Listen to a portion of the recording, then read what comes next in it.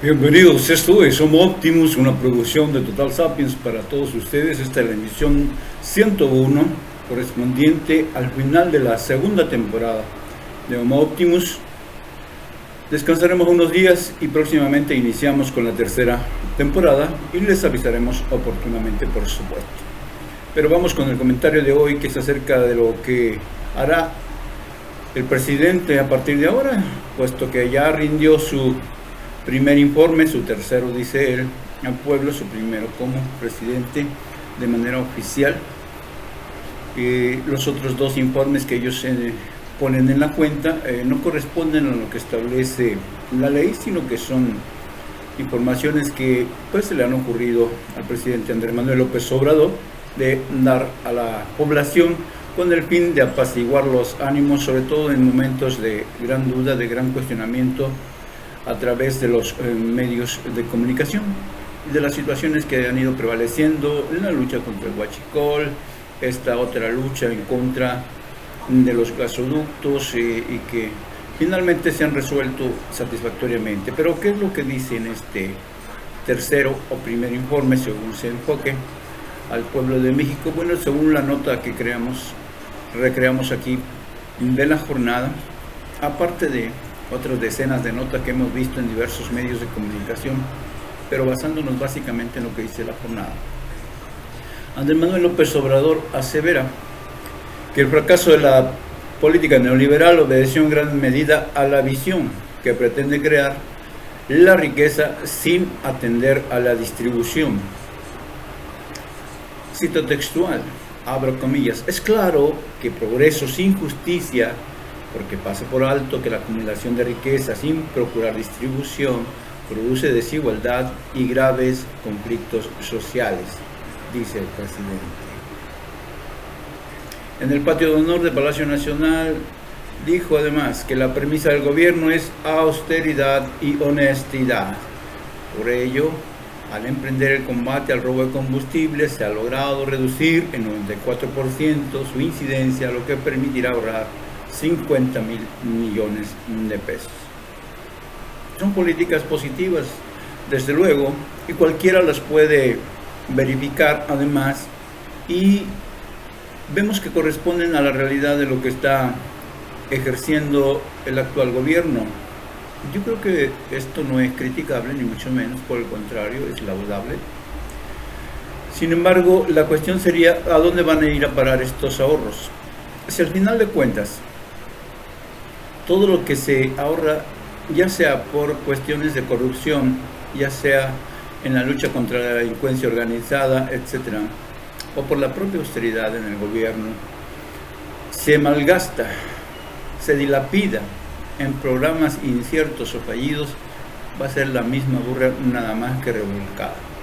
Es decir, no se va a alcanzar ni crecimiento ni desarrollo, y eso estaría mucho peor, porque por lo menos se había estado manteniendo una economía con alfileres, si usted gusta, pero vigente, y en términos nacionales y extranjeros, hacía que la inversión fluyera y que se mantuviera la certidumbre para todos los participantes.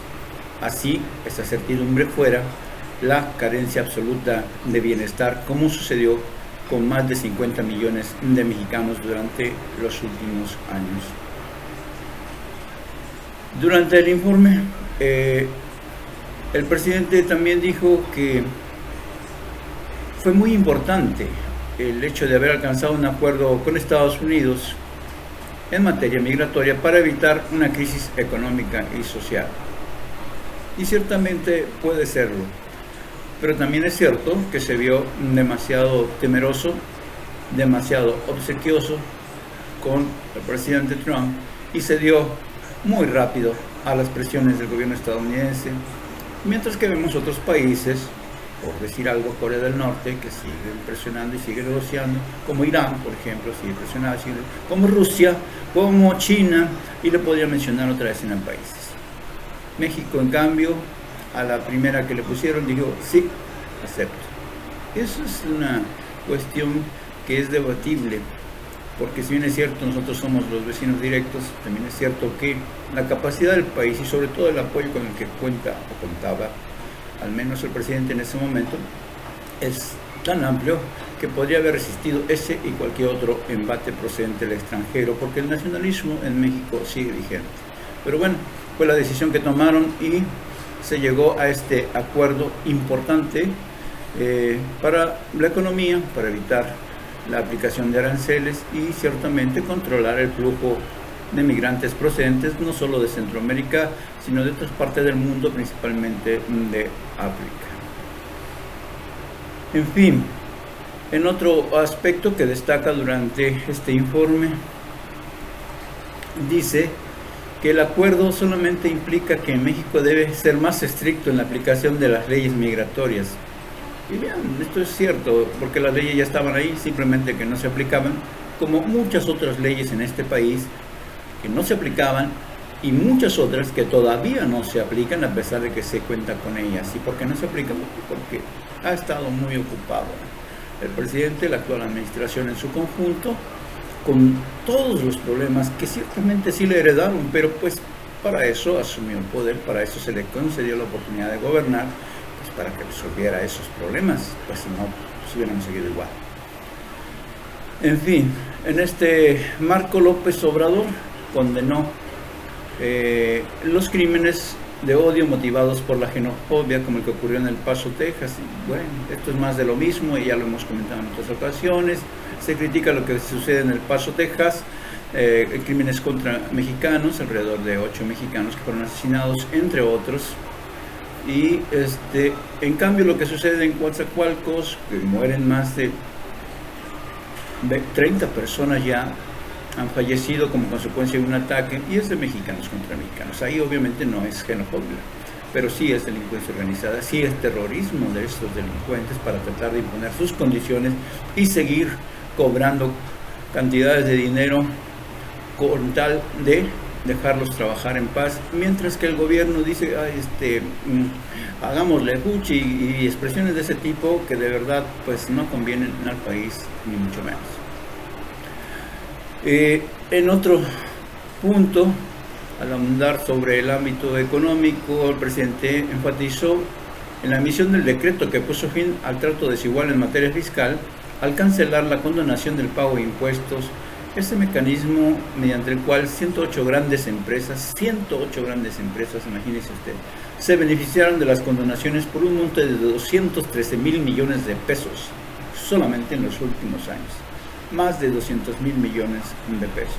Así estaban las cosas en el país, así se han empezado a corregir y esperamos que sigan adelante. La queja que tenemos muchos no es que no esté actuando, sino que lo está haciendo desde el punto de vista de los perjudicados, que son muchos millones de mexicanos, de una manera un tanto lenta, y no le van a alcanzar los 6 años para, no digamos, cumplir sus promesas, que dice el que ya va casi al 90% de sus metas o algo así, 70, 80.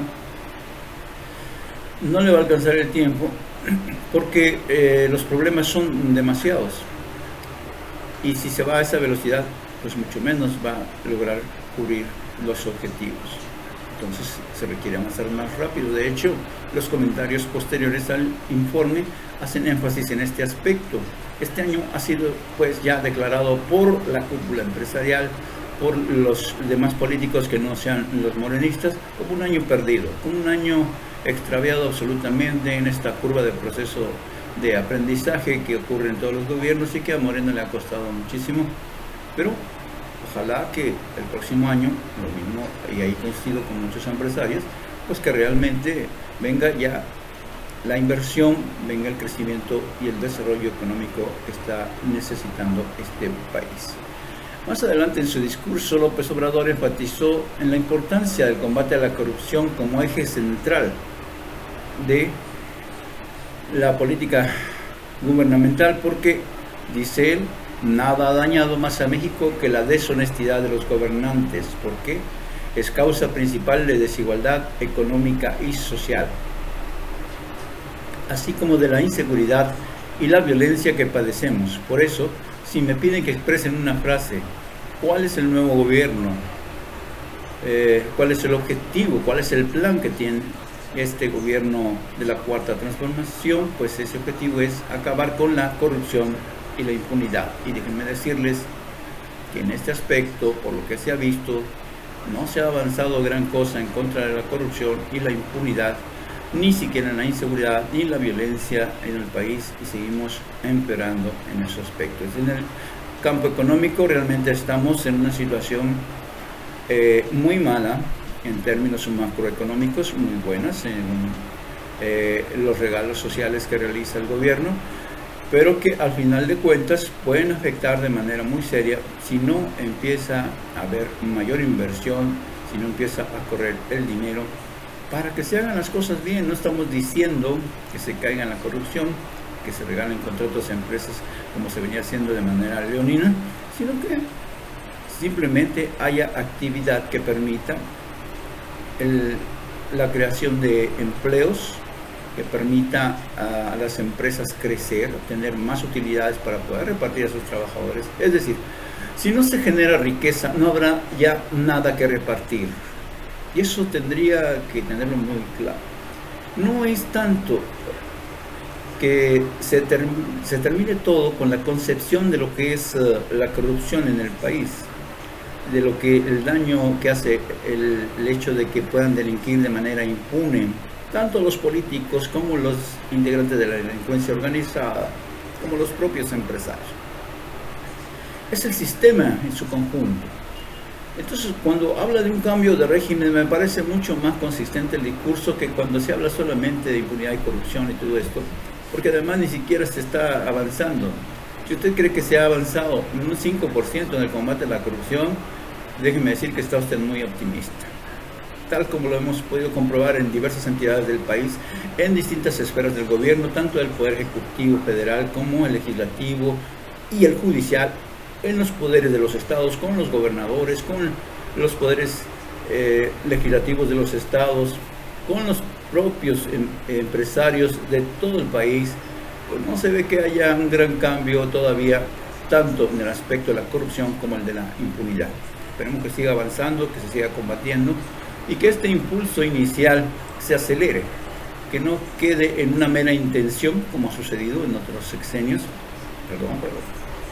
Hemos estado ya en muchos periodos de gobierno en este país y resulta que al final terminan llorando como perros, como diría López Portillo, por cierto López también, pero Portillo que falló al pueblo de México al tratar de defender, o como un obsecuente Vicente Fox que fracasó rotundamente cuando fue nombrado para el gran cambio de este país en el año 2000. Yo les agradezco su atención, todos sus comentarios, el hecho de que compartan. Les recuerdo que estamos en Total Sapiens como tanto en Facebook como en Twitter y en nuestra página web www.totalsapiens.com. Insisto una vez más que vamos a tener una breve suspensión de las emisiones al finalizar esta segunda temporada que termina con este capítulo 101 y empezaremos pronto con la tercera temporada de Homo Optimus con más comentarios tanto internacionales, nacionales y locales con temas que a usted le interesan de su ciudad. Muchas gracias y hasta la próxima.